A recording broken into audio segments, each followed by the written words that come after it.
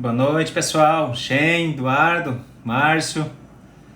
Deu tempo de chegar em casa para fazermos aqui a nossa live, gerarmos aqui um bate-papo sobre uma condição clínica muito comum aqui na nossa rotina como cirurgiões, como implantodontistas, principalmente como periodontista.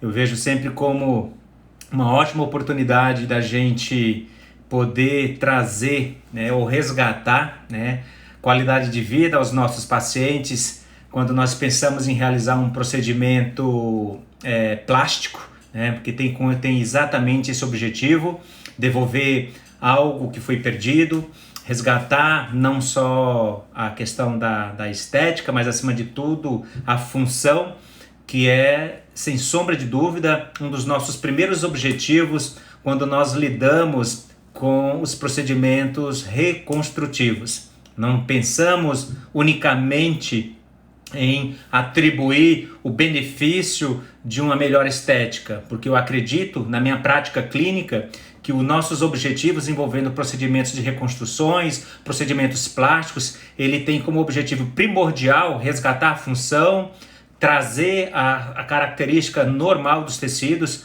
para que isso se perpetue por longo prazo. E, obviamente, a estética vai ser uma consequência, do próprio procedimento. E esse é um primeiro passo que a gente tem que se atentar na hora que nós vamos atribuir aos nossos pacientes um procedimento que busque ou que tange aí no quesito das previsibilidades, um resultado que de fato possa perdurar. Porque quando o paciente faz hoje um investimento relacionado a um procedimento de reposição de um dente através de terapias envolvendo implantes, ele mais do que nunca está buscando a normalidade, ele quer as suas estruturas devolvidas, ele busca ali uma condição clínica que remeta ao que a natureza anteriormente tinha lhe dado e que por um motivo qualquer tenha levado à perda ou levado ao comprometimento.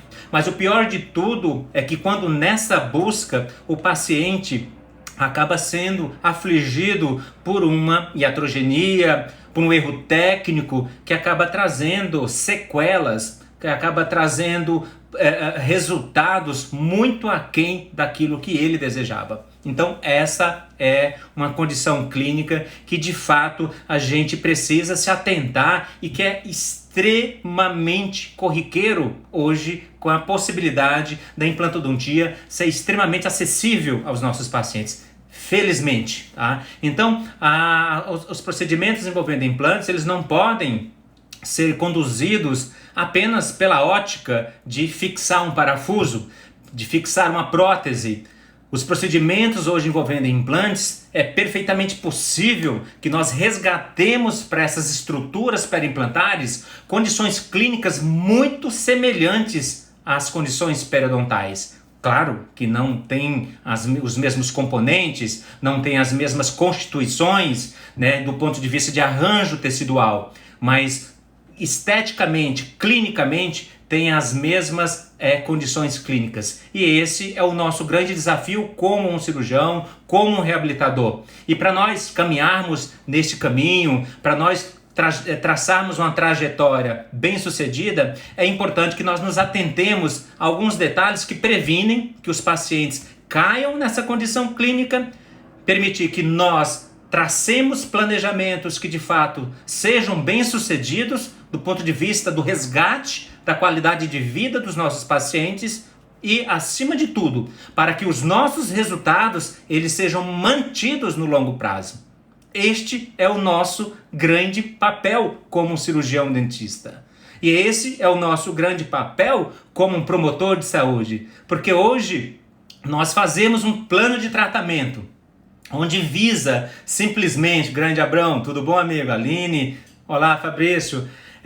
Fazer um procedimento onde se visa apenas o resgate ali de uma prótese. O paciente ele não quer prótese, o paciente ele quer os seus dentes, independentemente da via que você vá percorrer para resgatar tudo isso. E a maneira como nós fazemos isso é o que faz toda a diferença. Lembrando sempre, pessoal, que a maneira como nós vamos conduzir as nossas especialidades, elas devem e sempre devem estar amparadas por procedimentos que estejam respaldados por literatura. Porque na pior das hipóteses, quando nós tivermos um possível erro técnico, porque nós somos passíveis de falhas, nós somos passíveis de erros, nós temos respaldo de literatura para mostrar que nós fizemos o que a literatura manda. Naturalmente, para que aquilo lá possa ser bem sucedido, é importante que nós tracemos, que nós construamos uma curva de aprendizado que permita que nós façamos isso de uma maneira muito mais previsível. Isso se dá pela experiência adquirida, pela prática repetida, fundamentada por literatura. Isso nos diferencia como um especialista. E é isso que eu vou procurar mostrar para vocês nesta live de hoje. A maneira como nós devemos, primeiramente, lidar com essas situações. Porque é simples, é muito simples nós apontarmos erros, é muito simples nós tentarmos fazer com que o paciente se sensibilize ainda mais por um problema que já o aflige, né? Sensibilizando-o de tal forma que ele fica refém de várias terapias. Mas nós não podemos esquecer que a você ele confiou a responsabilidade de tentar reverter aquele quadro clínico. E é isso que a gente tem que ter em mente. Somos promotores de saúde. E na maneira como eu enxergo hoje a periodontia, ela é um excelente aliado para que nós façamos isso de uma forma muito previsível. Dentro de um protocolo clínico respaldado por literatura, dentro de uma prática clínica construída, aliando as multidisciplinas, para que ao final o paciente de fato possa ter os seus dentes na cavidade oral. Tá? E é isso que hoje deve ser gerido dentro da nossa conduta profissional, isso que deve ser gerido dentro da nossa rotina como clínicos, como cirurgiões, como dentistas, de forma a de fato nós sermos hoje profissionais que fazem, né, uma prática clínica bem previsível. E não tem como nós fazermos essa prática clínica sem nós sermos também um crítico dos nossos próprios procedimentos. Porque mais do que nunca, hoje fazer uma terapia buscando uma reconstrução tecidual ou atribuindo ao paciente, submetendo o paciente a terapias envolvendo enxertos, é necessário que nós nos atentemos a alguns detalhes que certamente vão fazer diferença. E o que eu vou mostrar para vocês hoje é o que eu venho hoje fazendo na minha prática, é o que eu procuro ensinar aos meus alunos, aos profissionais que me confiam a responsabilidade, de certa maneira, colocar um tijolinho na sua curva de aprendizagem, na sua carreira profissional, para beneficiar o maior objetivo de todos nós, que são os nossos pacientes. E é isso que a gente tem que ter em mente, é isso que a gente tem que ter como foco, como objetivo, como meta na nossa rotina de trabalho. E hoje eu tive a oportunidade, um privilégio grande de estar com grandes amigos, em especial o Mauro Santamaria, que a gente está dentro de uma pesquisa clínica, para trazer dados, para gerar dados, para que a nossa clínica ela tenha mais respaldo e para que a gente possa falar e fazer isso com maior propriedade. Porque quando nós subimos a um palco, ou quando nós viemos aqui numa rede social falar sobre uma conduta profissional, sobre um protocolo clínico, sobre propostas terapêuticas, é importante que a gente tenha essa preocupação de quem está nos ouvindo e dos dados que eu estou transportando. Isso precisa estar respaldado. E é isso que a gente procura fazer sempre na nossa conduta profissional. Então, mais uma vez, eu quero deixar aqui o meu muito obrigado a todos vocês que aqui estão presentes. Quero agradecer a cada um de vocês por prestigiar essa live, por estar aqui comigo, por estar aqui nesse momento da gente poder debater, discutir alguns pontos que eu tenho certeza que para muitos vão somar, para outros talvez sejam repetitivos, né? Mas acredito que para a maioria eu vou poder agregar algo mais na sua prática clínica, ou no mínimo acender uma luzinha de alerta para poder continuar investindo no desenvolvimento da sua curva de aprendizagem. tá? Então, solicito a todos vocês que aqui estão presentes, convidem seus amigos, cliquem nesse balão, nesse aviãozinho que tem no seu canto inferior direito, né? Convide seus amigos, mande para seus amigos, dê um like, projetem isso, façam com que essas informações elas possam ser ainda mais bem compartilhadas. Que esse é o nosso objetivo, esse é o nosso prêmio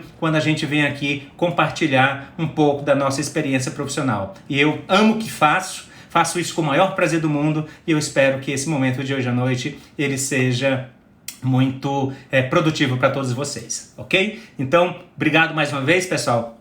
Vou aqui iniciar a minha apresentação falando sobre alguns temas que eu vejo como muito relevante quando a gente pensa em atribuir um planejamento cirúrgico, quando nós temos a oportunidade de construir algo, nós temos a possibilidade de melhorar a qualidade de vida dos nossos pacientes. E dentro dos procedimentos regenerativos sempre pairam algumas dúvidas sobre como começar, por onde eu começo, como eu inicio o meu tratamento. Faço uma prótese provisória, faço uma cirurgia de enxerto de tecido gengival, faço um enxerto ósseo, removo ou mantenho o implante. Várias decisões que a gente precisa tomar e que elas de fato não são fáceis de serem administradas. Elas não são fáceis de serem tomadas e apresentadas aos nossos pacientes, porque envolvem riscos, envolvem custos, envolve tempo e envolve desafios. E são estes desafios que eu preciso saber administrar. E cada vez que eu entro num procedimento cirúrgico, num procedimento regenerativo, eu estou submetido a estes desafios. E eu tenho que ter plena consciência, plena ciência de que estes riscos, eles existem nos nossos procedimentos regenerativos. Então, para eu conduzir uma terapia no intuito de resgatar essa biologia, um ponto de partida é compreender o que é essa biologia. É entender como que ela se comporta frente a certos atos que porventura eu venha a fazer no meu paciente. E como melhor administrar essas estruturas quando o meu objetivo é regenerar.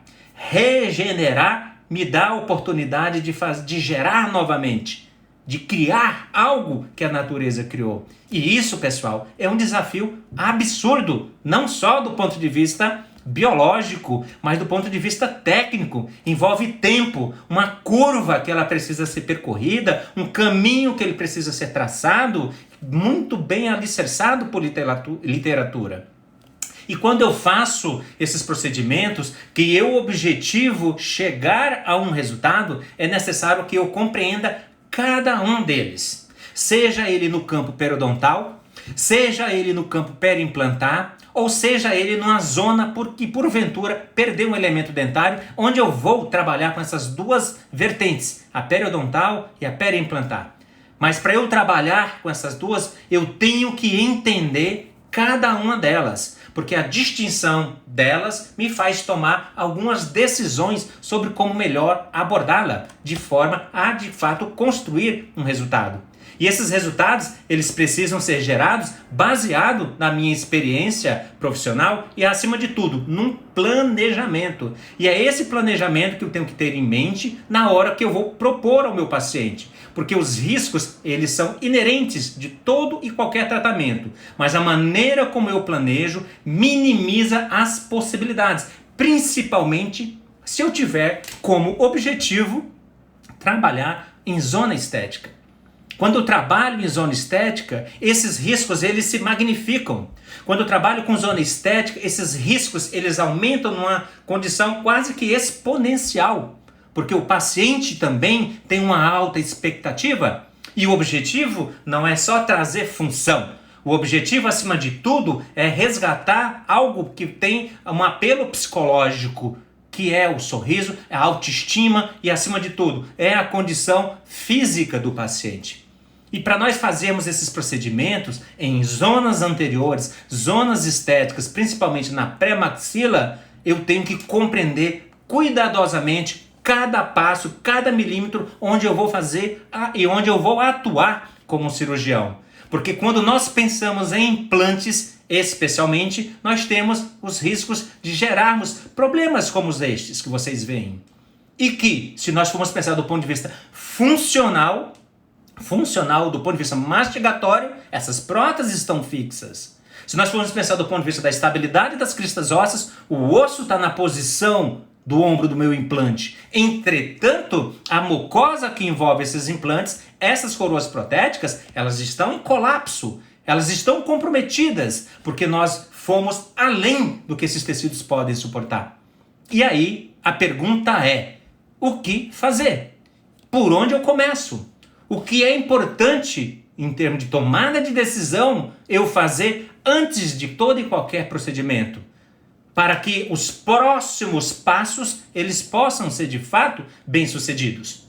E essa é uma pergunta que a gente brinca que é a pergunta de $1 milhão. É a pergunta que todo clínico que se inicia numa especialidade vai buscar.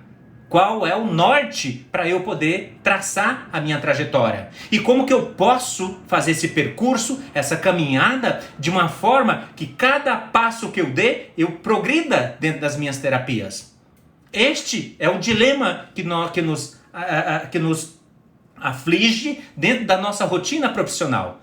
E se eu pensar em estética, se eu pensar em função, se eu pensar em bem-estar, se eu pensar em condições psicológicas dos meus pacientes, esses pacientes já vêm frutos de insucessos, que é muito mais desafiador para nós, profissionais da saúde. Tentar conduzir isso de uma maneira muito mais bem aceitável por parte dos nossos pacientes. E eu vejo, quando nós pensamos em traçar essas possibilidades, que é o melhor caminho, a melhor via é nós estarmos respaldados por literatura, por evidências científicas, para nós termos como base na nossa caminhada profissional, no desenvolvimento das nossas capacitações, a literatura nos respaldando. Não tem nada melhor do que você colocar a sua cabeça no travesseiro e saber que você fez a coisa certa pelo seu paciente. E que você não submeteu ele a uma terapia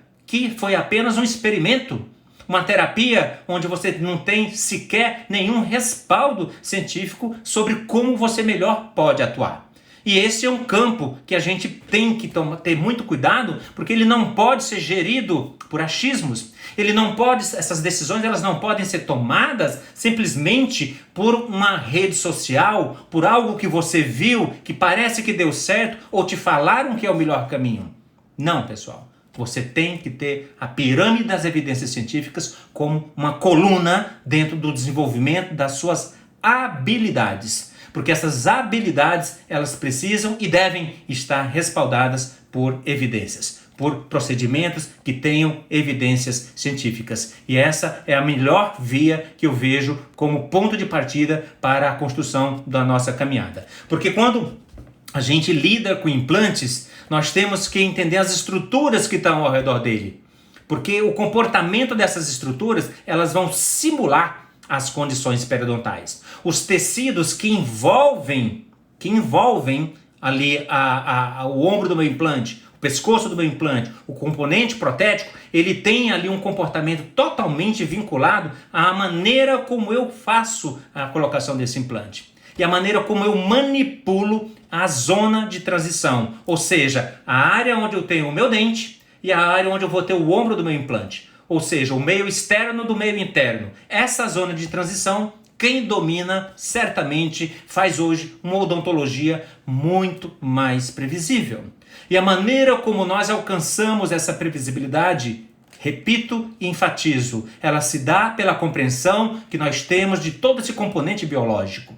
Porque os tecidos eles respondem positivamente desde que eu respeite os seus limites. Porque essa é a nossa atribuição quando a gente tem ali a oportunidade de gerar um determinado valor ao meu paciente. E esses valores eles só são resgatados a partir do momento em que eu faço um planejamento criterioso, minucioso, sabendo os limites que eu tenho da minha prótese e do meu implante. E lá dos tecidos que envolvem essas estruturas, cabe a nós, periodontistas, cirurgiões, termos critérios para adotarmos as melhores estratégias no procedimento reconstrutivos. Porque a literatura me fala que essa mucosa que reveste todos esses tecidos, ela tem que ter algumas características mínimas, que por anos passou desapercebida, passou sem valores do ponto de vista das discussões científicas, que são as características de tecido queratinizado e acima de tudo, da espessura desse tecido queratinizado.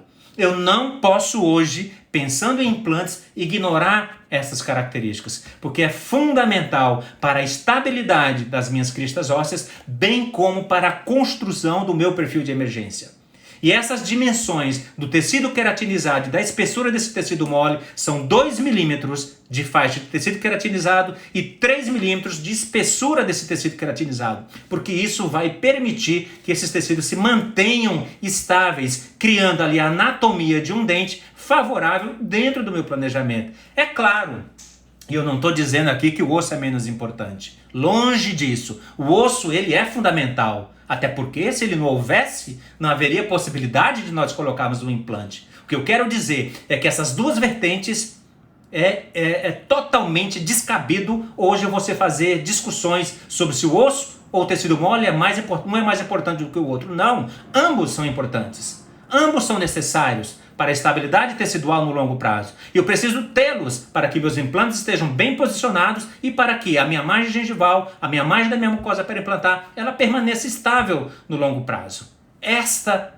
é uma distinção que eu tenho que ter em mente todas as vezes que eu vou submeter o meu paciente a uma terapia envolvendo implantes. E eu não posso esquecer que esses tecidos, eles devem se comportar no longo prazo de uma maneira altamente estável. Mas todo momento em que eu vou submeter o meu paciente a um posicionamento de um implante, se eu perco um dente, se eu coloco o implante, esses tecidos vão sofrer uma alteração. Isso é mais do que bem respaldado na literatura. Se eu coloco um implante dentro de um alvéolo fresco, não é o fato, pessoal, não é o fato de eu colocar um implante com excelente superfície, de uma conexão cônica ou conimórfica, como corriqueiramente é chamado, que vai impedir que esses tecidos se remodelem. Isso é biologia, por onde nós começamos a nossa discussão. A biologia desses tecidos, elas vão ter ali um comportamento diferente do que eu tinha em relação ao meu dente. Esses tecidos, dentro de um alvéolo fresco, eles só existiam por causa do dente, dentro daquela constituição. Agora, se eu perdi o dente, esses tecidos vão totalmente se alterar. Tá? Tem os trabalhos clássicos na literatura, do Maurício Araújo, do Lang, de N outros autores, mostrando as alterações dimensionais que esses tecidos vão sofrer. E isso é importante que eu me atente, porque quando eu vou colocar o meu implante, eu vou adotar estratégias para que isso não aconteça. Porque clinicamente, quando esse tecido colaba, o osso colaba horizontal e verticalmente, e o tecido mole acompanha essa alteração, eu gero um problema estético. E como eu poderia prevenir isso? Qual seria a melhor estratégia para que nós pudéssemos minimizar esses efeitos um tanto desagradáveis, indesejáveis por parte de um reabilitador, tá? É conhecendo o comportamento biológico. Porque se eu coloco esse implante, sabendo que ele vai sofrer essas alterações, eu vou partir para algo que me minimize essas alterações dimensionais. E isso é importante por quê, pessoal? Porque quando eu tenho este efeito, eu sei que eu vou ter consequências como essas que são altamente indesejáveis, principalmente se nós estivermos tratando de uma zona anterior, de uma zona estética. E como que eu posso minimizar tudo isso, pessoal? Eu minimizo me antecipando a estes eventos, porque eu conheço o comportamento, eu conheço as alterações biológicas que vão acontecer. E se eu conheço esses eventos que invariavelmente acontecerão, então eu vou me antecipar fazendo compensações do tecido duro e do tecido mole, porque todos os defeitos de rebordo, todos os defeitos periimplantares, eles se iniciam por aí, pela perda de um elemento dentário. Ou muitas vezes o desastre ele se torna maior quando eu coloco o implante imediato e eu não meço as consequências que podem advir de uma provisionalização ou da colocação de um implante imediato sem um protocolo terapêutico muito criterioso. Porque sim, as terapias envolvendo implantes imediatos, elas não podem ser conduzidas, elas não devem ser tocadas na nossa prática clínica como um procedimento simples, pessoal. É um procedimento que exige uma forte curva de aprendizagem, que exige uma habilidade manual, uma habilidade em termos de conhecimentos técnicos e anatômicos para que você possa fazer esse procedimento de uma maneira previsível. Porque quando não, acontece isso. Esse caso, inclusive, eu mostrei numa live há uns meses atrás, o passo a passo de como nós podemos gerenciar problemas como estes, criando ali uma condição clínica que tire o paciente de um colapso de rebordo, como esse, criando ali um problema funcional, que é uma área de impacção alimentar, é uma área onde saem bolhas de ar quando o paciente projeta algumas palavras, cria ali uma área de retenção de biofilme, criando riscos muito fortes para o desenvolvimento de doenças periimplantares. E eu devolvo essa biologia através de alguns critérios, através de alguns protocolos que muito provavelmente trarão ao paciente a percepção de fato de ter um dente na boca. E como que eu posso fazer isso, pessoal? Através dos tecidos perfeitamente devolvidos. Porque quando eu vejo no follow-up de 1 ano e eu vejo no follow-up de 5 anos, eu vejo esses tecidos ainda melhores do que 1 ano pós-tratamento.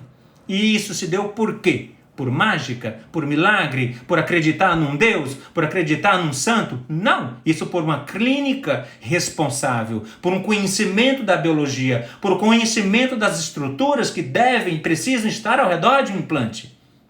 Porque isso eu preciso ser um entendedor. Para que o meu protesista, ao final, possa construir uma prótese e os tecidos periimplantares possam se manter estáveis. E vejam, tudo está dentro do que a literatura necessita. Um implante de conexão cônica, um osso circundante com pelo menos 1 milímetro de espessura ao redor do meu implante e um tecido, uma mucosa periimplantar com uma boa faixa de tecido queratinizado mínima de 2 milímetros e com espessura idealmente acima de 3 milímetros. Esta é uma fórmula, é uma receita que te leva a uma previsibilidade muito alta dentro de um implante bem posicionado tridimensionalmente.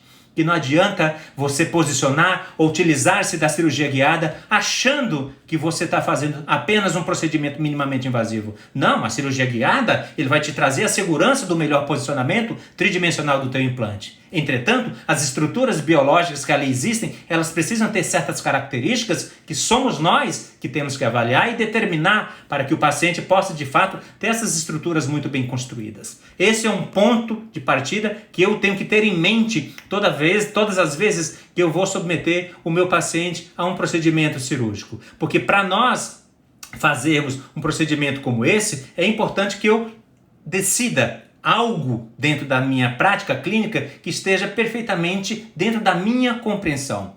Eu preciso compreender o que eu faço. Eu não faço algo aos meus pacientes porque eu vi no Facebook, porque eu vi no Instagram, eu vi numa revista, eu vi num site. Ou me falaram simplesmente. Eu faço algo para o meu paciente desde que eu compreenda que aquilo lá vai ser realmente benéfico, vai ser previsível dentro da minha prática, mas ao mesmo tempo ele vai ser agregar valor ao paciente. E para eu compreender tudo isso, pessoal, é necessário que nós estudemos, que nós pratiquemos, que a gente faça a repetição disso para que nós assimilemos as melhores práticas no intuito de gerar esses melhores resultados. E a maneira como nós fazemos isso também, pessoal, ela é dada por nós termos hoje respaldo de literatura científica no intuito de construirmos essa prática clínica perfeitamente sustentada dentro dessa rotina. Porque se eu penso hoje sobre a importância da mucosa, os trabalhos, veja a linha do caso clínico que vocês veem, é um caso que eu fiz há uns 8, 10 anos atrás, não me recordo quanto tempo, mas há muitos anos atrás, e vocês vejam que a margem gengival, outrora existente, ela já apresentava-se com recuo, uma pequena recessão, pequeno processo inflamatório, e que o protocolo que nós adotamos para fazer esses procedimentos hoje, eles devem ser muito bem compreendidos, e tem que ter um porquê. Por que eu faço isso? porque eu vi fulano fazendo? Não, eu faço isso porque a literatura me diz que quando eu tenho a mucosa com determinadas características, os meus resultados clínicos se tornam previsíveis. E ao mesmo tempo, esses resultados clínicos eles não só são alcançáveis, mas eles são duradouros. E é isso que é importante, isso que é impactante para o paciente. Ele não vir a cada 2, 3, 4, 5 anos ao seu consultório para repetir o procedimento ou para fazer compensações, para fazer reintervenções. Ele vem ao seu consultório para você fazer consultas preventivas, para você fazer um acompanhamento, um follow-up, manter aquilo lá perfeitamente estável, como nas estruturas periodontais. Isso é, hoje, a prática clínica de uma implantodontia altamente previsível e que exige alguns protocolos que a gente tem que se atentar na hora que nós vamos submeter o paciente aos nossos procedimentos, como esses trabalhos ainda feitos em cães, mas mostrando a importância das características da mucosa ao redor dos meus implantes. Mais uma vez, reforçando aquilo que a gente já é sabedor, que para eu fazer tudo isso, para eu construir um perfil de emergência, eu tenho que ter algumas características desses tecidos, em altura e em espessura, bem como algumas características fenotípicas do ponto de vista da mucosa queratinizada, que é indispensável que ela tenha pelo menos 2 milímetros de tecido queratinizado, pessoal. Não dá para hoje você fazer um procedimento envolvendo implantes, pensando na longevidade, no conforto e na função do seu paciente, ignorando essas características. Porque a morfogênese desses tecidos, para eles se manterem estáveis, eles também precisam ter espessura. Senão você não consegue construir um perfil de emergência. Porque se você for criar uma anatomização desse perfil de emergência, for condicionar esses tecidos para dar o formato de um dente e ele não tiver consistência e não tiver espessura, volume, você vai provocar remodelações. Você vai provocar retrações e você vai provocar reabsorções ósseas. Então, tudo é uma questão de compreensão do que você quer fazer para justificar você submeter o seu paciente a um procedimento cirúrgico. E eu faço isso hoje na minha prática clínica de uma forma altamente previsível, porque é algo que eu venho construindo ao longo de todos estes anos. E para eu fazer um procedimento regenerativo, para eu submeter o meu paciente a um procedimento envolvendo enxertos, envolvendo reconstruções, é necessário que nós entendamos os riscos, que nós entendamos dos pontos que estão por trás do sucesso dessas terapias. Que aí eu falo, sempre eu bato nessa tecla. Se você entra num procedimento regenerativo, se você entra num procedimento reconstrutivo, você tiver apenas dentro do seu arsenal terapêutico, apenas uma arma, apenas uma opção, as chances de você falhar na sua terapia, as chances de você gerar sequelas ao seu paciente, elas são enormes. Porque nenhum procedimento regenerativo, pessoal, nenhum procedimento regenerativo, ele tem uma única conduta de ser tratada.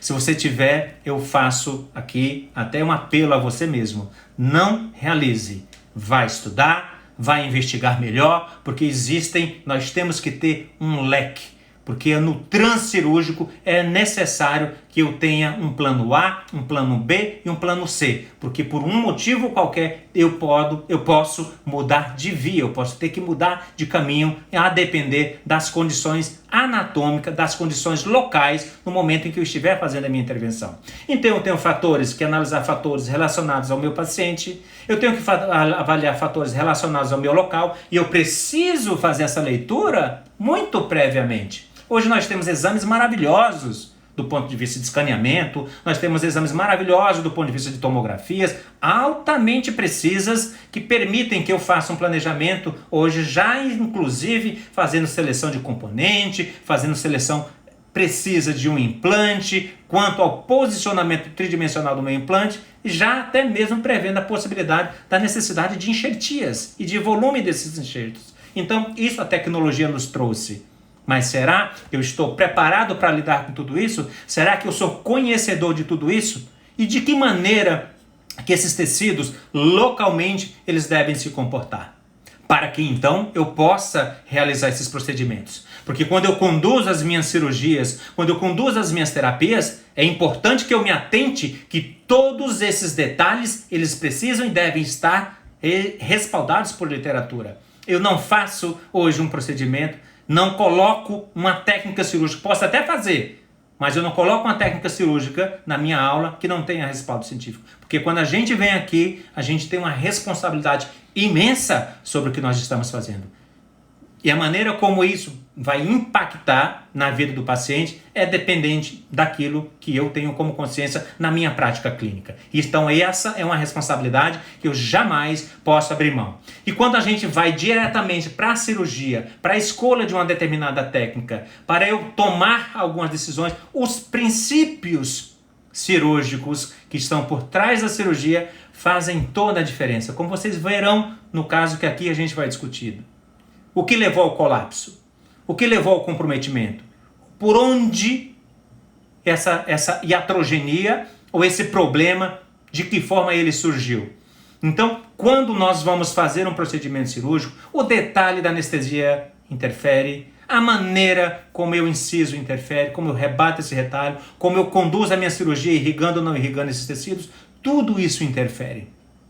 Então, a somatória desses fatores, principalmente aliadas a tudo aquilo que eu investi no desenvolvimento das minhas habilidades, faz toda a diferença. E eu não posso ignorar isso, pessoal. Eu não posso deixar isso de lado, ou apenas confiar na marca do material, ou confiar apenas na tecnologia que existe naquele biomaterial. Não, eles são importantes, sem sombra de dúvida, mas é importante que todo esse contexto ele seja levado em consideração, porque às vezes o seu paciente não está preparado para receber a terapia. A eleição do momento cirúrgico não foi a mais apropriada. Então, essas decisões, todas elas são tomadas por nós, bem como nos cuidados pós-operatórios. Quantos de vocês, bem como eu no passado, já liberei meu paciente, eu só o via 7, 10, 15 dias depois? Um erro crasso que nós cometemos frequentemente na nossa prática clínica. Gerenciar o pós-operatório é de suma importância, porque você minimiza uma série de problemas que podem advir nessa fase seguinte ao procedimento cirúrgico. A cirurgia não termina no momento que você sutura. A cirurgia, ela termina no momento que você remove os pontos. Então, esse pós-operatório, você precisa conduzi-lo muito bem. Então, reflitam, né? Essas reflexões, às vezes, elas demoram, porque existe algo, existe um dado que, às vezes, a gente não quer abrir mão, que é o tempo. O tempo é valioso para todos, mas você pode perder muito mais tempo tentando corrigir uma complicação. E você pode ter a sua consciência muito mais tranquila sabendo que você a preveniu. Sabendo que você fez alguém melhor, fez alguém mais feliz, fez alguém mais bem-sucedido do ponto de vista da sua autoestima. Porque você fez um procedimento que resgatou as estruturas dentro de uma condição de normalidade. Então, reflitam sobre isso. Pelo menos é o que eu tenho como mantra dentro da minha prática clínica, é o que eu tenho hoje como foco em buscar excelência nas minhas reabilitações. Porque eu digo e eu bato na tecla, pessoal, que o elo fraco nessa caminhada, o elo fraco da corrente somos nós. Nós somos falhos. E nós somos mais falhos ainda quando nós não damos importância a todos esses pontos. Quando nós ignoramos detalhes às vezes bobos, detalhes simples, que precisam e devem ser levadas em consideração. Porque eu fazer um procedimento regenerativo, eu fazer um procedimento cirúrgico, reconstrutivo, reabilitador, é necessário que eu entenda de todos esses detalhes, que eu compreenda, para então eu poder pegar no meu bisturi e submeter o paciente a um risco, submeter o paciente a uma terapia, que eu sei que pode ser benéfica ou ela pode gerar resultados piores do que o paciente apresentava inicialmente. Então, conhecendo tudo isso, a gente parte hoje para uma prática clínica que pode, sim, hoje ser muito bem promissora, desde que eu me atente para todos esses detalhes. Porque se eu faço hoje um procedimento e eu caio ali num problema como este que eu recebi, que é a discussão do nosso caso hoje, uma condição clínica extremamente adversa. Então essa imagem inicial foi a imagem que eu recebi de um grande amigo, um contemporâneo da universidade, quando eu fiz a minha graduação, e que faz com que a gente faça algumas reflexões. Puxa vida, como que isso aconteceu? Como que isso posicionou? Mas o implante está osso-integrado. Então se a gente pensar do ponto de vista técnico, o implante está osso-integrado. Mas e aí? As funções do paciente estão estabelecidas? Resgatou-se a qualidade de vida desse paciente? Então é necessário, pessoal, que acima de tudo, as nossas decisões, as nossas tomadas de decisão, aquilo que a gente projeta para o paciente, tem que estar centrado nele. É nele que a gente vai mirar. É a ele que a gente tem que atender todos os pontos. É a ele que a gente tem que atribuir todos os nossos esforços no intuito de resgatar aquilo que ele perdeu. Então, se eu analiso uma condição clínica como esta, onde eu vejo a margem dessa mucosa periimplantar praticamente coincidente com o fundo de vestíbulo, qual é a possibilidade dessa margem vir a um nível que traga-me um zênite favorável do ponto de vista estético? Ou, ainda mais desafiador, para que esse tecido interproximal ele se comporte de uma forma estável no longo prazo através do preenchimento dessa meia. Mesmo que nos dentes adjacentes eu ainda tenho uma margem, eu ainda tenho um trunfo, que é um possível aumento de coroa. Mas eu vou queimar esse trunfo já compensando isso por um problema?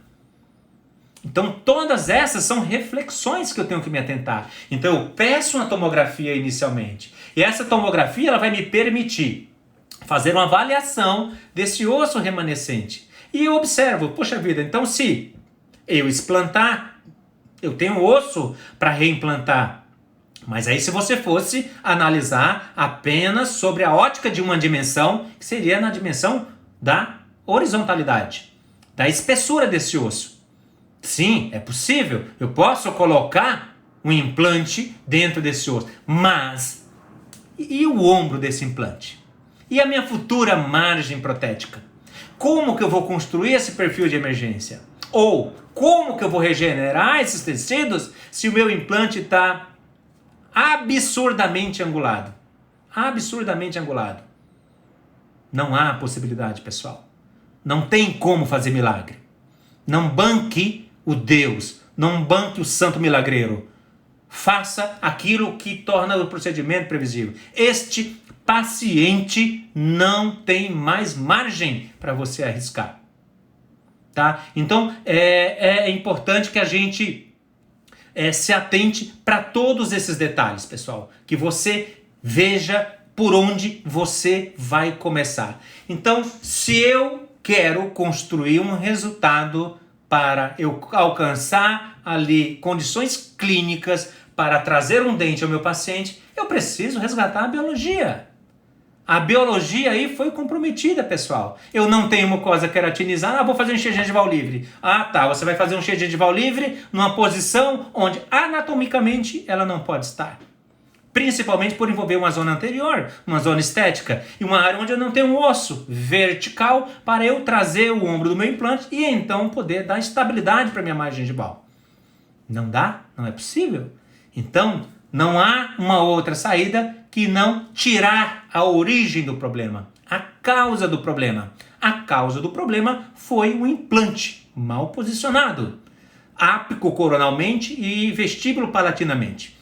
Tá? Embora mesodistalmente ele esteja ok, mas totalmente fora dos propósitos biológicos para manter esses tecidos estáveis e permitir proteticamente construir algo que de fato possa impactar positivamente ao meu paciente. Pessoal, só uma dica para vocês. Eu sei que os comentários estão aí, mas os comentários para mim são importantes, porque até o meu discurso eu acabo guiando ele, vendo perguntas, vendo algumas considerações aqui. Então clica o dedinho na tela e arrasta para baixo, que aí os comentários ficam apenas numa linha, aí você consegue ter um melhor acesso à tela. Eu sei que é complicado, é chato, mas eles são importantes para a gente poder fazer aqui o discurso, tá bom, gente? Então peço a compreensão de vocês. Beleza? Então vejam, veio nessa forma totalmente inflamado, já com uma periimplantite instalada, tá? Então é um dado que eu não posso ignorar, pessoal. Isso é uma sinalização de que os tecidos não têm tolerância para isso. Então eu tenho que remover esses implantes. Então o primeiro ponto de partida é fazer uma prótese provisória para o meu paciente, uma vez tirados esses implantes. E, pessoal, se nós formos pensar em reconstrução, eu não posso colocar sobre ela algo que seja contra a estabilidade. Ou seja, eu não posso colocar uma prótese que comprima esses tecidos. Então eu vou pensar numa prótese adesiva. Esse é o primeiro ponto que vocês precisam se atentar. Remover os implantes, remover essas coroas e fazer uma prótese adesiva. Hoje eu não cobro uma prótese adesiva como se eu estivesse fazendo uma reabilitação final ao meu paciente. Eu cobro uma prótese adesiva como um passo importante para a minha terapia regenerativa, tornando ela perfeitamente acessível ao meu paciente. Porque se eu for colocar aquilo como procedimento final, pessoal, o tratamento, o plano de tratamento vai adquirindo proporções tais que fica inviável para o paciente. Então, cada passo é um degrau que você vai construindo para alcançar os resultados finais. Então, de maneira que, quando eu tiro essas próteses, eu vou planejar uma prótese provisória, mas eu quero que vocês vejam a maneira como esses tecidos vão se comportar. Então, eu tenho lá, pera lá, eu coloquei o dado errado. Vejo, eu quero que vocês ouçam o depoimento da paciente. Eu vou parar de falar só para vocês ouvirem o depoimento dela. Perdi os meus 2 dentes da frente. Me sinalizem se estiverem ouvindo. Eu tinha por torno de, acredito que uns 12 anos de idade, mais ou menos. Entre 10 e 12 anos. Eu fui lavar a varanda da casa da minha mãe e joguei, sei lá, não lembro, detergente, sabão em pó, não lembro o que era. E escorreguei e caí. Quebrei meu nariz e os meus dentes, mas eu só chorava por causa dos dentes. E na época não tinha, sou do interior, no meio do mato, não tinha nem condições minha mãe cuidar, consertar os meus dentes. Na verdade, eu não perdi completamente, perdi parte dos dentes, mas com o tempo, como a gente não tinha acesso à odontologia, apodreceram, inflamaram, doeram e eu consegui uma extração no postinho de saúde, o único que tem na cidade. E eu era muito tímida porque eu era adolescente, banguela, não sorria muito. E uma inspetora da minha escola notou o meu comportamento e um dia chegou até a mim e conversou a respeito. E ela conseguiu, não sei como, porque eu não tinha muita noção desses tipos de procedimento, quem a recorrer, não sei se ela foi até vereadora ou prefeito, não me lembro, né? E ela conseguiu uma prótese na época para mim. Nossa, foi perfeito para mim, adorei. Consegui os dentes, entendeu? Mas não era a mesma coisa que o meu dente. Meus dentes eram bonitos. E eu cresci com esse desejo de pôr um implante, mas eu não tinha condições. Na cidade nem tinha condições, tão pequenininha que era. E foi quando eu decidi vir embora para cá, para São Paulo, para trabalhar, e meu objetivo era fazer um implante, só que eu nunca tive condições também de fazer esse implante. E chegou um dado momento que eu tive conhecimento, né, e consegui com muito esforço os meus implantes, os meus dentes. E eu achei que nunca mais ia precisar mexer neles. E infelizmente acabou por chegar essa situação de perdê-los e eu vou ter que refazer tudo de novo. Então esse Prasola que eu estou na mão de um dos melhores conceituados dentistas que eu sei, de referência internacional. Exagero. Vamos ver o que vai dar isso aí. Então veja, pessoal, um depoimento que emociona, um depoimento, eu estou fazendo o tratamento dessa paciente mais pela que ela de fato me sensibilizou, ela foi referenciada por um grande amigo, né, um grande amigo meu, que é um contemporâneo da minha graduação, e eu estou fazendo esse tratamento dessa paciente a preço de custo, né, porque ela de fato ela me sensibilizou.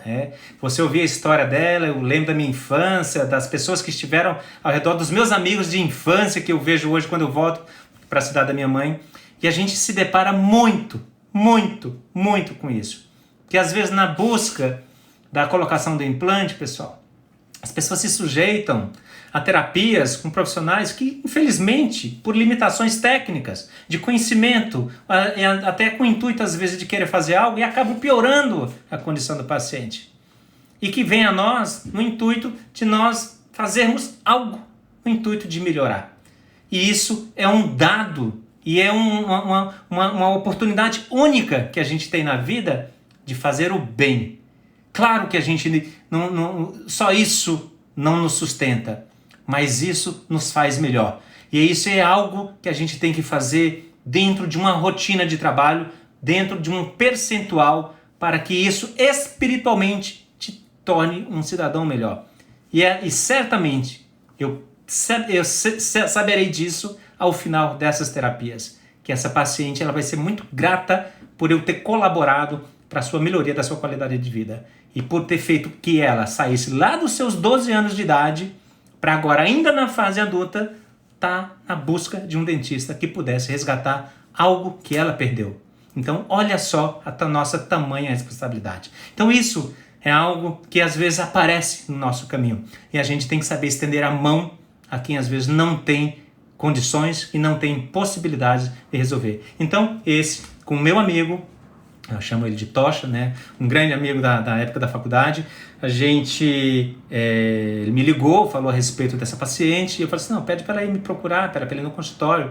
E ele falou assim, cara, eu só te mando bucha. Eu falei assim, mas isso me eleva, isso me faz melhorar, isso faz eu buscar respostas para aquilo que eu talvez não esteja preparado, tá? Mas pode ter certeza absoluta, eu não vou pôr a mão em algo que eu veja que eu não tenho competência para fazer, para não piorar ainda mais. Mas eu vou buscar algo que talvez eu possa referenciar a paciente a buscar um profissional que muito provavelmente esteja melhor preparado do que eu para resgatar essas estruturas. E essa é a consciência que a gente tem que ter como um profissional de saúde. E eu vejo que em situações como essa, a gente tem ali alguns desafios, algumas possibilidades de como começar. Algo que é fato. Não dá para manter esses implantes.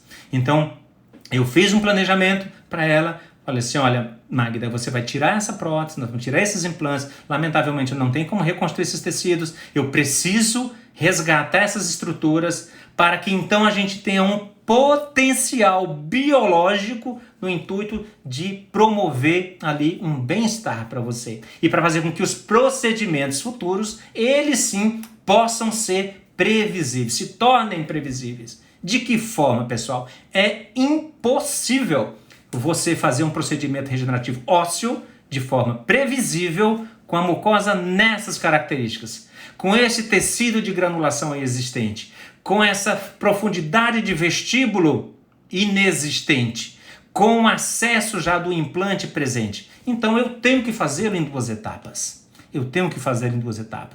Tá? Então eu vou tirar essas coroas e vou melhorar as condições fenotípicas desse tecido para que de fato eu tenha muito maior previsibilidade com relação ao meu manejo, porque eu não tenho só o desafio de fazer ali um procedimento de reconstrução óssea. Eu tenho necessidade, mas olha o trunfo que eu tenho no futuro quando precisar harmonizar esses entes. Então, esses implantes, eles devem ser sacados. Eu devo eliminá-los, porque eu tenho um defeito tridimensional. E esse defeito tridimensional, diante de todas as abordagens às quais ela já foi submetida, não permite que eu faça isso de uma forma previsível. E para gravar, ela tem um sorriso alto. Então, né, o desafio ele não é pequeno, mas eu posso fazê-lo dentro de uma estratégia terapêutica que realmente possibilite ali chegar a esses resultados. Então, o primeiro ponto é remover estes implantes. Então eu vou fazer essa remoção para que eu tenha ali condições de gerenciar inicialmente o meu tecido mole. Vejam a discrepância em relação às margens dos meus dentes vizinhos. Eu tenho 5 milímetros de discrepância em relação ao zênite do meu lateral, onde eu deveria ter ali 1,5 milímetro de discrepância. Olha a perda volumétrica dessa papila entre essas duas coroas do implante. Tá? Eu tenho ali uma discrepância de praticamente 4 milímetros de deficiência tecidual. Então, protocolo terapêutico, inicialmente, ele vai se iniciar removendo a causa e restabelecendo uma nova mucosa. Nova mucosa esta que vai permitir que nós façamos o procedimento regenerativo de uma forma muito mais previsível. Então eu vou remover esses implantes, eu vou tirar, foram cortadas as duas coroas, lembrando que a prótese provisória já tinha sido feita previamente no meu planejamento inicial. Foram feitas moldagens e uma prótese adesiva suportada nos laterais, tá? Então, removo os componentes protéticos, saco esses implantes, e essa é uma ferramenta que hoje faz parte da rotina de um cirurgião, principalmente quando nós vamos fazer manejos perimplantares. Então, removo os meus implantes, tiro aquela quase que um resquício do freio que tentaram eliminar para ela, como se essa fosse a causa do problema, tá? Se fosse a causa do problema, faço a sutura para que eu tenha um campo mais bem controlado, para que ele não fique sangrante ao longo de toda a minha cirurgia. Lembrem-se, pessoal, conduzam as suas cirurgias com capricho, conduzam as suas cirurgias com atenção para que o seu paciente realmente possa ter ali uma percepção de um procedimento em que ele fique mais receptivo às novas abordagens. Então eu vou fazer ali agora o preparo do meu retalho, do leito receptor, removendo todo o tecido de granulação imediatamente após a sutura da área do freio. Eu fiz uma correção do freio, da frenectomia que tinha sido feita anteriormente. Tiro todo o tecido de granulação, que é um tecido contaminado, e eu vou fazer um acesso. Tá? Eu vou fazer um acesso para que eu possa fechar essa ferida e, ao mesmo tempo, reconstruir a minha mucosa queratinizada, reconstruir a espessura dessa mucosa, porque eu quero ter um potencial vascular muito melhor para o meu procedimento regenerativo. Porque esse paciente ele vai precisar de uma regeneração óssea. Então eu quero primar pela melhor característica da minha mucosa no próximo estágio desse procedimento.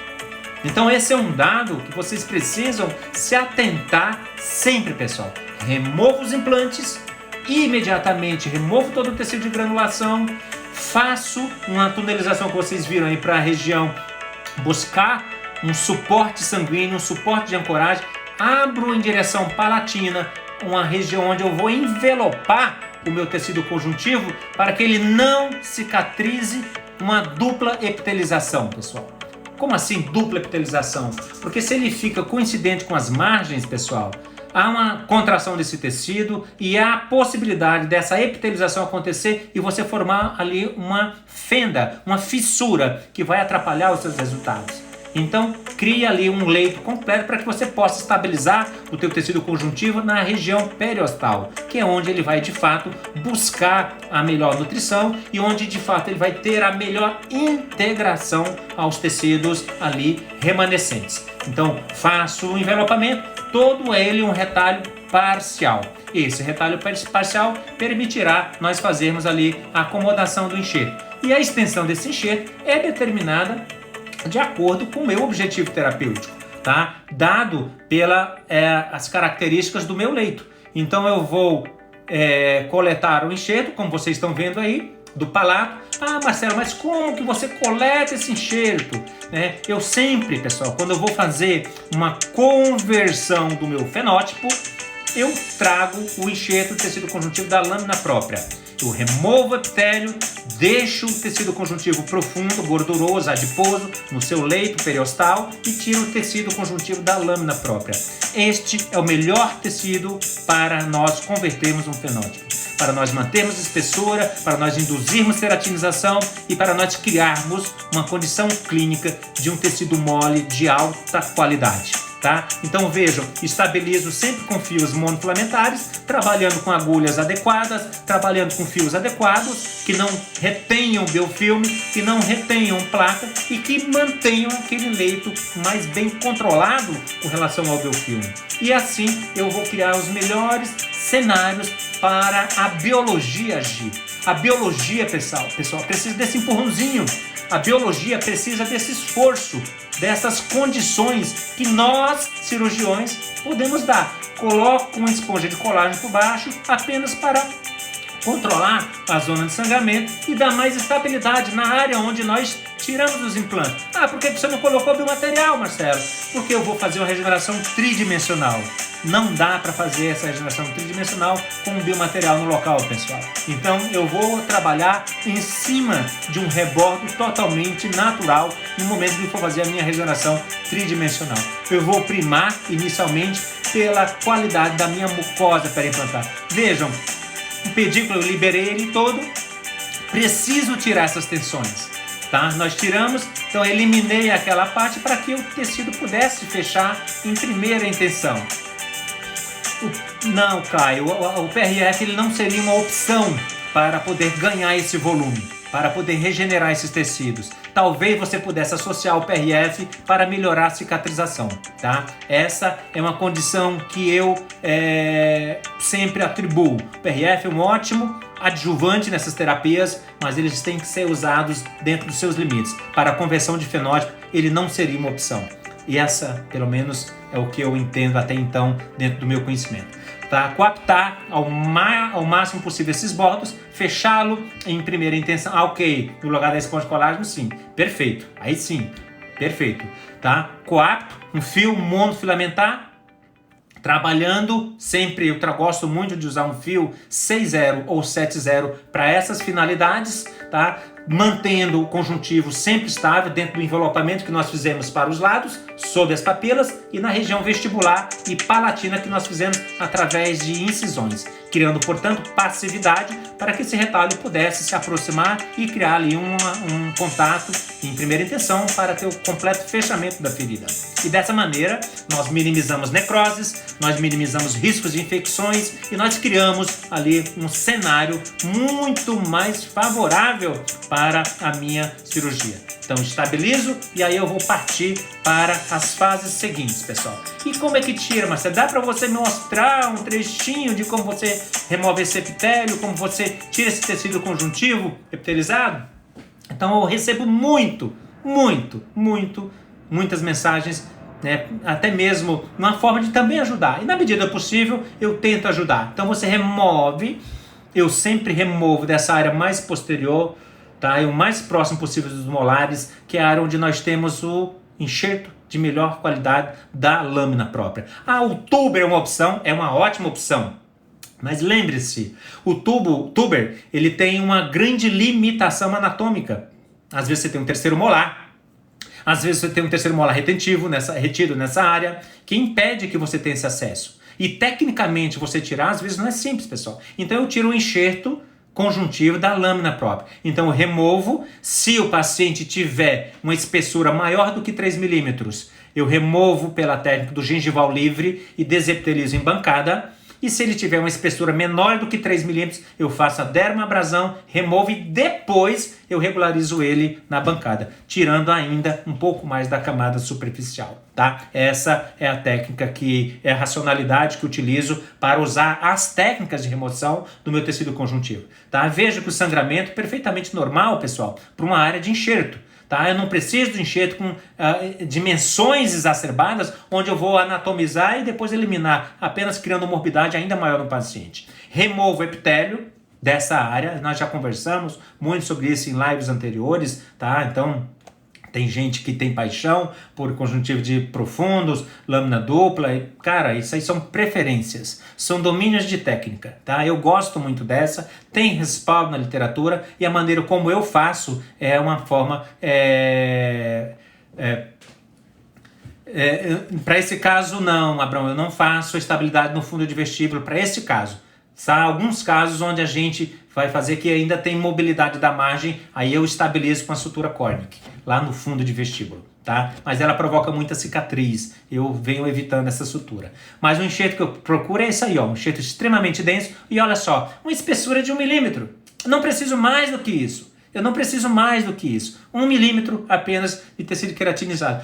E essa morbidade no palato, o paciente vai ficar uivando de dor. Vai, se você deixar ela cruenta. O que você tem que fazer? Você vai proteger esse palato. E dentro das técnicas de proteção do palato, pessoal, você protege sempre com esponja de colágeno, deixa essa área para dar o máximo de estabilidade possível do colágeno, e aí você faz uma proteção mecânica dessa zona, pessoal.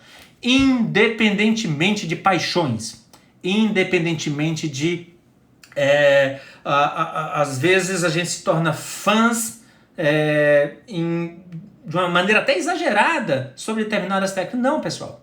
Qualquer uma dessas técnicas de proteção do palato, elas são viáveis. Faça aquilo que é o melhor para o paciente. Proteja o palato. Não deixe o palato cruento, pessoal. Não ache que você suturar uma esponja de colágeno, não ache que você apenas deixar um LPRF suturado no palato é o suficiente.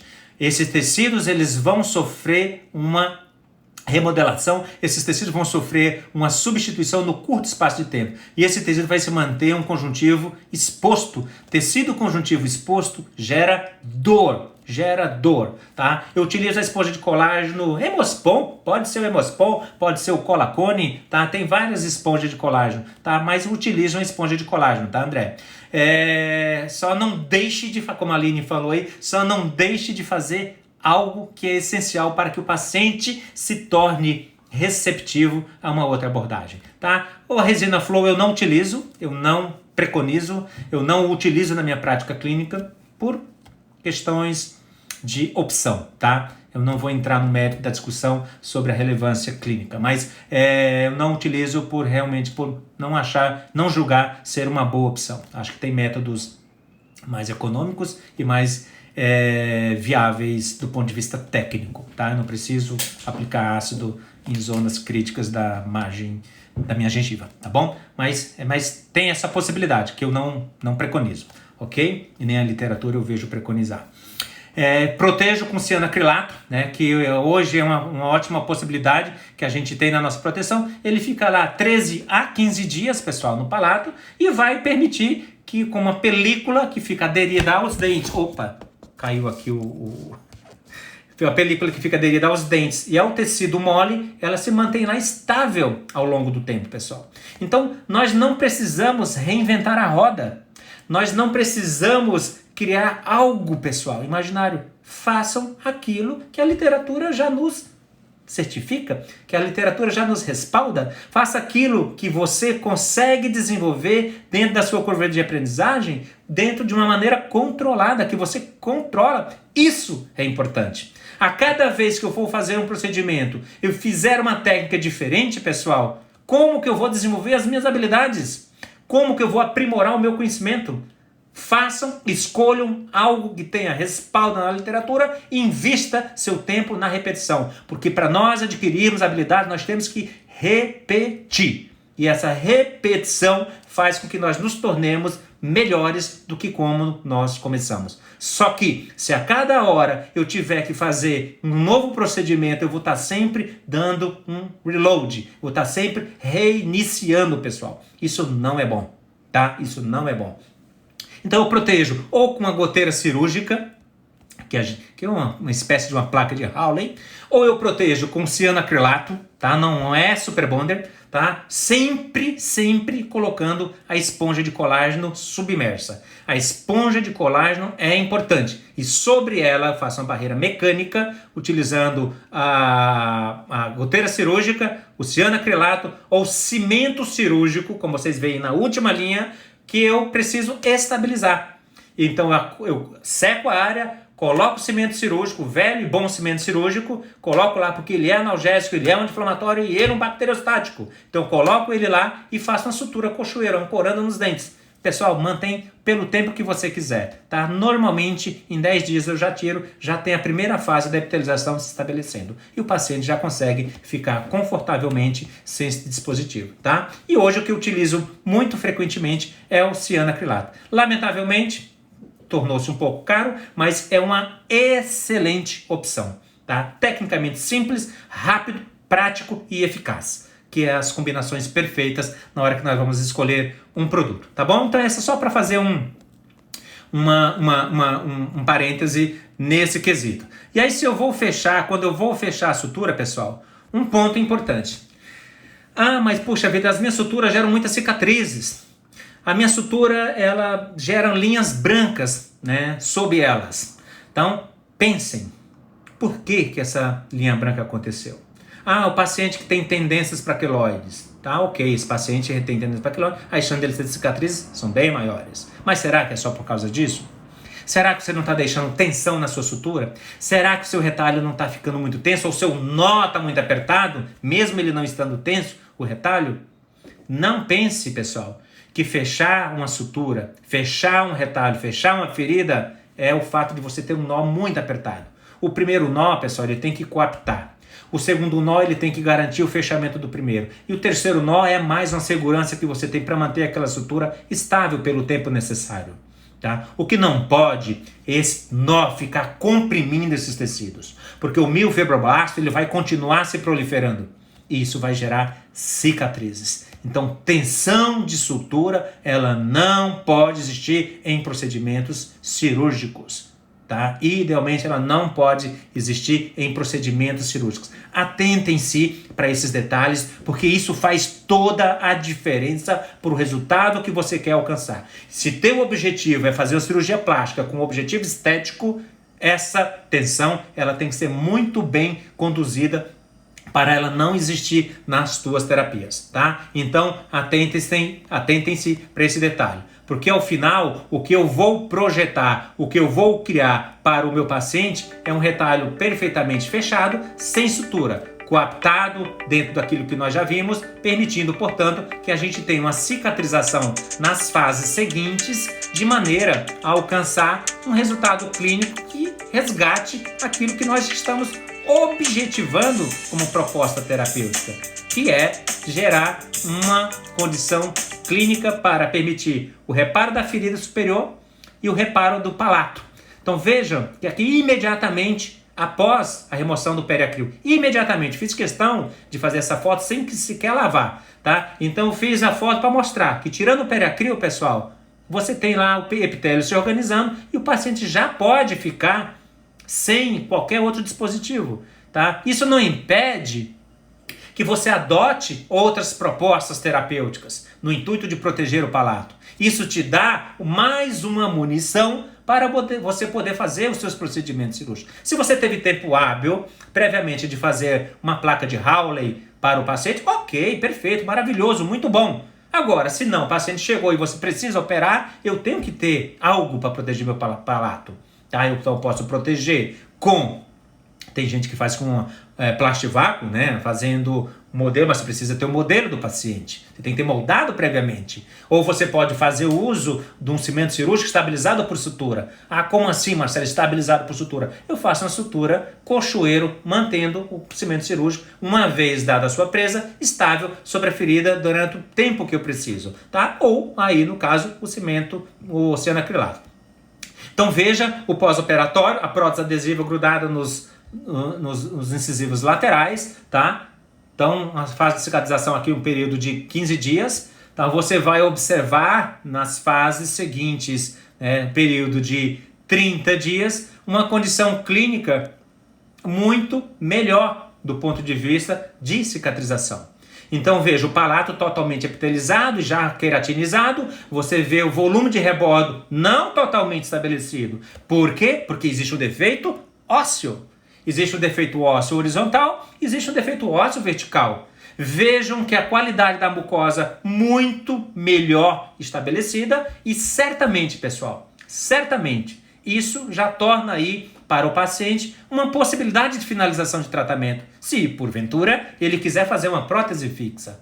É ou não é? Então já tem uma possibilidade terapêutica, caso ele não queira continuar o tratamento, assumindo mais desafios, fazendo mais regeneração óssea, né? Fazendo mais implantes, fazendo pró sobre implante, que a gente sabe que isso multiplica os valores em quase numa condição aritmética do ponto de vista financeiro. E isso precisa ser levado. Mas eu já trouxe ao paciente uma possibilidade terapêutica factível de nós resgatarmos estética e função. Não é verdade? Então, isso é algo que já justificou ter submetido o paciente a esse procedimento. E aí a gente vai para uma condição clínica por um prazo ainda maior, né? Então, quanto tempo você espera para poder fazer esse procedimento, Marcelo? 90 dias, pessoal. Então, eu espero 90 dias. Então, 90 dias, eu observo isso. Olha a qualidade da mucosa queratinizada. Verifiquem a estabilidade tecidual ao redor desses dentes, criando ali dessa prótese suspensa, dessa prótese fixa. Observem, né, o volume tecidual que certamente me proporcionará, se eu for fazer uma cirurgia regenerativa, reconstrução óssea, num outro momento, tá? Então eu já tenho uma condição clínica muito mais favorável. Pessoal, a gente vive também de divulgações, né? Printem, compartilhem, tá? Essa live, eu espero que esteja sendo benéfico. Nós estouramos aí o período de 1 hora, né? Então, em função até mesmo do ânimo aqui de gerar uma discussão ainda maior, né? Mas observe que a gente tem possibilidades de criarmos aí um cenário muito mais promissor para uma regeneração, tá? Isso é um dado, pessoal, que eu tenho dentro do meu leque terapêutico uma possibilidade de trazer ao paciente. Eu vi aqui um comentário da Graça que está travando a minha internet, pessoal? Ou será que não é a sua? Não, Graça, eu estou vendo aqui os comentários de vocês perfeitamente. Mas vamos ver, me respondem se está travando a minha internet, pessoal. Então nós temos... André, puxa para baixo os comentários, que aí você minimiza os comentários na sua tela, tá? Beleza, obrigado, gente. Então a gente vê agora o próximo passo. Qual é o próximo passo? Né? Nós temos 2 opções. Uma prótese fixa, se a paciente assim quiser, se a paciente assim se contentar, ou eu posso partir para uma regeneração. E aí quando nós vamos ver os tecidos, pede uma nova tomografia, avalia tomograficamente esses tecidos e nós vamos ver que nós temos ali uma condição muito favorável para uma nova regeneração. Então vejam aqui, tirando a próstata provisória, vejam a espessura desse tecido, do ponto de vista de mucosa queratinizada, do ponto de vista de volume tecidual, que certamente permitirá não apenas gerar um retalho de forma previsível, mas dará para a etapa do procedimento um potencial biológico infinitamente maior para eu poder regenerar o tecido ósseo. E este é um ponto, pessoal, que vocês verão nas fases da regeneração óssea que fez toda a diferença. Faz toda a diferença quando a gente pensa e tenta fazer os procedimentos de reconstrução tridimensional. Não hesitem em melhorar as características da mucosa no momento em que vocês tiverem essa oportunidade. Então vejam aqui, vejam que a gente mata a cobra e mostra a cobra morta, pessoal. Então vejam as características do tecido, vejam o volume tecidual, vejam os pontos do pico, do vértice da papila na mesial desses laterais, trazendo, portanto, para mim, possibilidade de fazer um retalho para uma reconstrução tridimensional altamente previsível. muito melhor, porque eu também tenho ali algo que é de suma importância para o fechamento primário e para a estabilização das minhas estruturas, que é o tecido queratinizado. Então, atentem-se para esses detalhes quando vocês estiverem tentados a fazer algo dentro de uma condição imediatista, atentados a fazer algo no intuito de cair do conto do paciente, de querer tudo para ontem. O paciente às vezes passa décadas nessa condição clínica. Por que você vai assumir o risco de fazer isso, pessoal? E num único estágio? Não dá. É um milagre de cada vez, pessoal. Um milagre de cada vez. E cada milagre desse dentro das suas competências técnicas. Cara, não tem competência? Vai estudar. Ou alie-se a um profissional que tenha a maior experiência e faça, compartilhe com ele. E assim você vai galgando o teu expertise de forma a talvez você a trilhar sozinho, a fazer isso sozinho. Mas nada se constrói sozinho, pessoal. É importante que os planejamentos eles sejam sempre conduzidos dentro dessa ótica da multidisciplinaridade. Então comparem de onde saímos e para onde agora nós estamos. Para onde agora nós podemos traçar possibilidades terapêuticas de uma forma muito mais previsível. Como conduzir agora? Qual é o meu desejo? Qual é o desejo do paciente? Lembre-se, vocês precisam conduzir a sua prática clínica centrada no paciente, pessoal. Porque as chances de você agradá-lo, as chances de você surpreendê-lo, elas se tornam muito maiores. Porque quando a gente quer fazer tudo dentro da nossa ótica como cirurgião, como dentista, como que é o ideal, porque o ideal para você pode não ser para o seu paciente. O ideal para você, talvez o paciente não queira passar por tudo isso. Tá? Esses dilemas a gente corriqueiramente enfrenta no nosso dia a dia. E às vezes na busca desse ideal é onde nós podemos dar um passo que pode ser fatal nas terapias. E é onde nós falhamos. É onde existe o risco. É onde existe a diferença, o abismo entre o perfeito e o bem feito, pessoal. Então façam bem feito. Porque se não estiver perfeito, certamente esse bem feito vai estar atendendo o seu paciente. Porque a busca do perfeito pode te levar, às vezes, ao ponto zero, pessoal. Ou pior, a um ponto negativo. Ou seja, tornar o procedimento ainda mais desafiador. Tá? Então essa é uma mensagem que eu quero deixar para vocês e que vocês se atentem sempre na hora que vocês forem fazer seu procedimento. Porque se eu vou conduzir as minhas terapias, gerar um retalho dentro de uma condição clínica, que isso pode se tornar muito melhor, é dessa maneira que eu tenho que ter, pessoal. Eu tenho que ter retalho. Eu tenho que ter retalho. Eu não tenho que ter frangalhos para poder trabalhar. E a maneira como eu elaboro esse retalho, ele se torna muito melhor quando eu regenero os tecidos que foram, por um motivo qualquer, perdidos. Não banque o Deus da periodontia. Não queira ser o santo milagreiro. Faça aquilo que é previsível. Melhore a biologia. Se você melhorar a biologia, você vai estar dando um primeiro grande passo para vocês tornarem os seus procedimentos muito mais bem-sucedidos. E esse é o que norteia a minha prática clínica. Eu recomendo fortemente que vocês conduzam as suas especialidades por essa maneira, porque esta é a melhor forma que a gente tem hoje de trabalhar. Porque se eu vou fazer um retalho, eu preciso ter espessura. E a espessura, a sobrevivência, a manutenção, a manipulação desses tecidos ao redor de um procedimento regenerativo. Seja ele, pessoal, seja ele periodontal para um recobrimento radicular, seja ele para um procedimento regenerativo de reconstrução tridimensional. Essa espessura, ela me garante ali vasos, células e consistência, textura de tecido suficiente para permitir toda essa manipulação. Imaginem vocês trabalharem com a zona puramente de mucosa como lá no início do tratamento, como lá na origem do problema.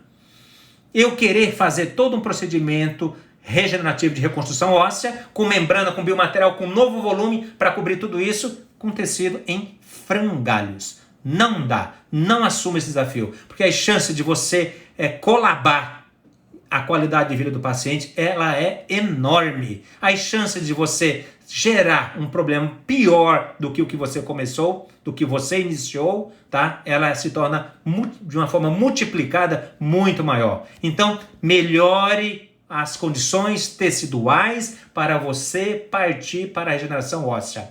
Não dá para você gerar um bom retalho sem tecido queratinizado, sem espessura mínima de um tecido mole. Então a espessura mínima é de 1 milímetro, pessoal. Então se eu não tenho, eu vou melhorar. Então façam isso através dos enxertos de tecido mole quando houver essa deficiência, tá? E assim você consegue conduzir a sua prática clínica de uma forma muito mais tangível, de uma forma muito mais previsível. E fazer reconstrução óssea.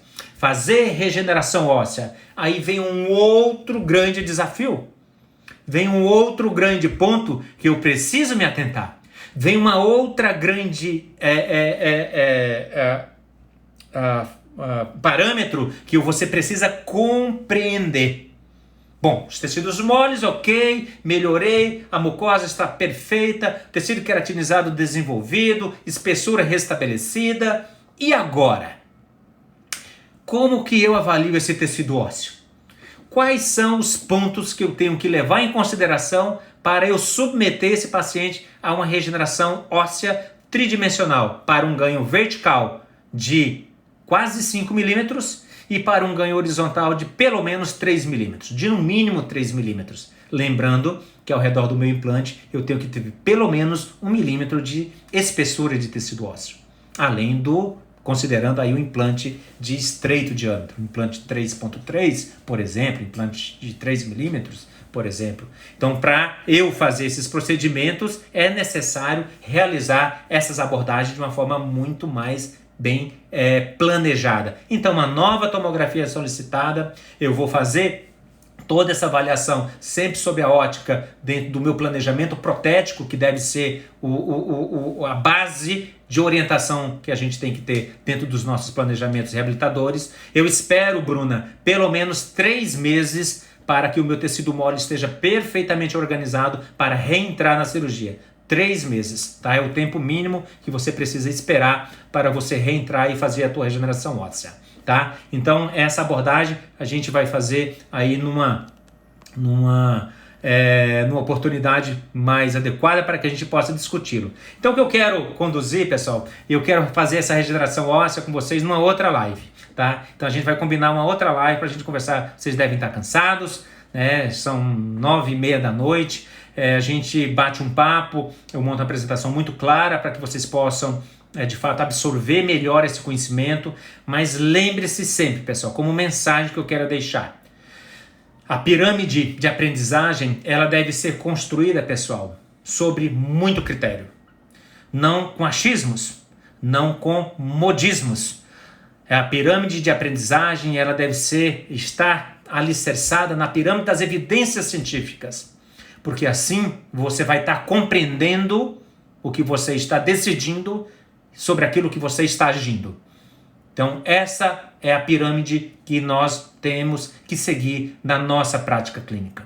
Eu espero que todas essas informações, elas possam, de certa maneira, terem sido úteis, né, para vocês, que pode ter sido grata para vocês, que possa ter feito diferença na prática clínica daqueles que militam nessa área e que, acima de tudo, possa ter feito vocês refletirem sobre certos pontos que às vezes nós estamos tão habituados, né, a fazer de uma forma repetida e nós não paramos para fazer essas reflexões. Então, às vezes, essa é a virada de chave que você precisa dar na sua curva de aprendizagem, tá? Então, brevemente eu vou anunciar uma nova live para a gente debater a regeneração óssea, tá? E aí a gente conversa sobre os pontos que aí estão envolvidos e decisivos para a gente alcançar um bom resultado. Então, meu muito obrigado, uma boa noite para vocês, tá? Espero que na próxima aula a gente possa continuar interagindo. Um beijo no coração, se cuidem, tá? E até uma próxima oportunidade. Até mais, pessoal.